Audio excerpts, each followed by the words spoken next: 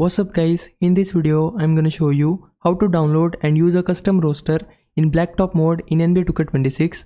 This is a really cool feature cause it lets you change your player attributes, animations and other details, then use those custom players in Blacktop games. So here's how it works. First, go to the features tab from the main menu.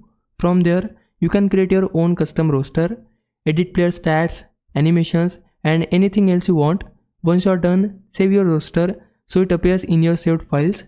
Now if you wanna use a custom roster made by someone else or your own, go to play now from the main menu, then scroll down to Blacktop.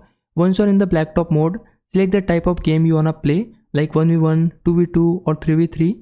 Now this is the important part, press L3 on your controller, that's like pressing the left stick like a button. This will open up the roster menu. Here you can download custom roster created by other players or go to my files to use one of your own saved rosters.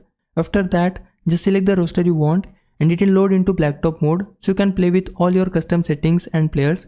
And that's it guys, that's how you can download and use a custom roster in Blacktop mode in NBA 2K26. Hope this video helps you out, and if it did, please like this video and subscribe my channel. For now, thanks for watching, bye bye.